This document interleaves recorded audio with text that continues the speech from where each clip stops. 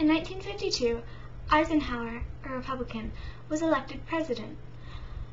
He used the campaign tactic of being Truman's antithesis. First, he was strong on communism. He wasn't passive. He was going to take the fight to the communists. And secondly, he used the U.S. strength. For instance, the H-bomb, rather than just having it. He stockpiled the U.S. strength, like the H-bomb, and he only used them if necessary, but he made it clear that he would use them. And third, he said that he would decrease government spending. Isn't that a paradox, though? So how would you do it? Well, he said that he would decrease the conventional military, but increase the nuclear weapons. In the short term, that's more expensive, but long term, it's a whole lot cheaper. However, there were some problems with this. It endangered the NATO allies, and secondly, a nuclear war could mean the end of human existence. So you might be spending a little less, but if you blow up the world, it doesn't really do much good. Yeah, he wanted to prevent limited war. Korea was a limited war. It's basically any war that's not total war, where everything's not submerged into the war effort. John Foster Dulles, I'm gonna butcher that name, I'm sorry, was the Secretary of State. He told Life magazine about the doctrine of massive retaliation, which basically said that the U.S. could use nuclear weapons to its advantage. Other countries could make any threats they wanted, but if they attacked, the U.S. would retaliate with everything they had. Considering we had some H-bombs, that's not really a good idea.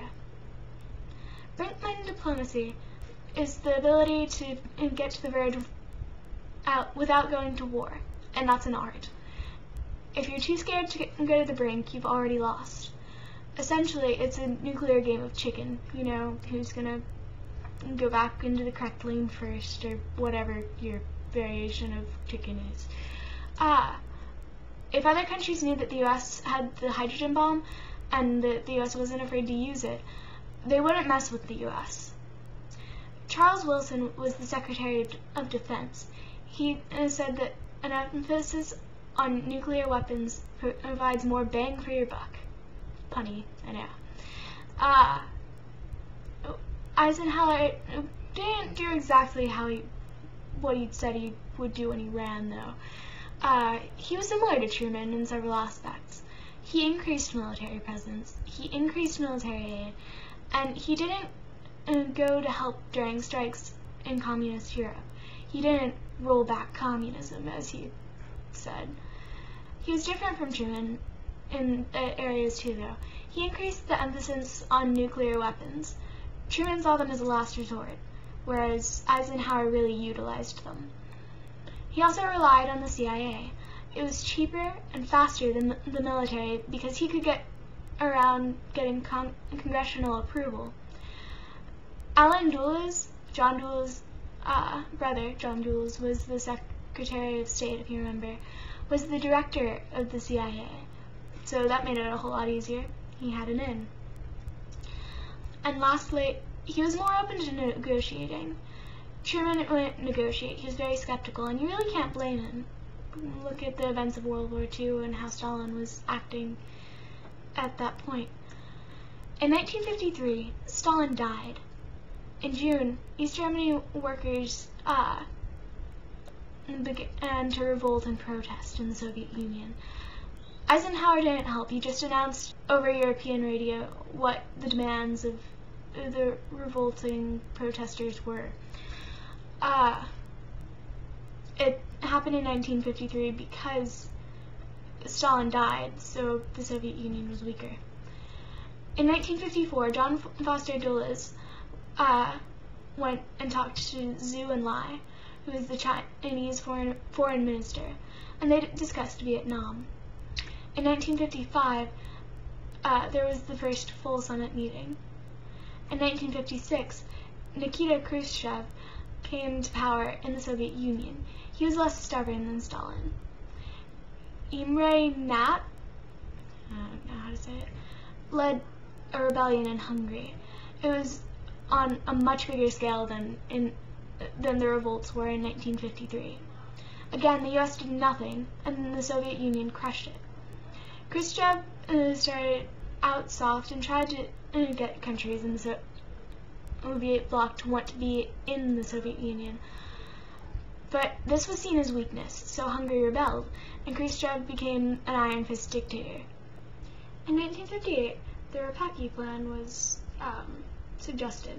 Rapacki was the leader of Poland, which was controlled by the Soviet Union.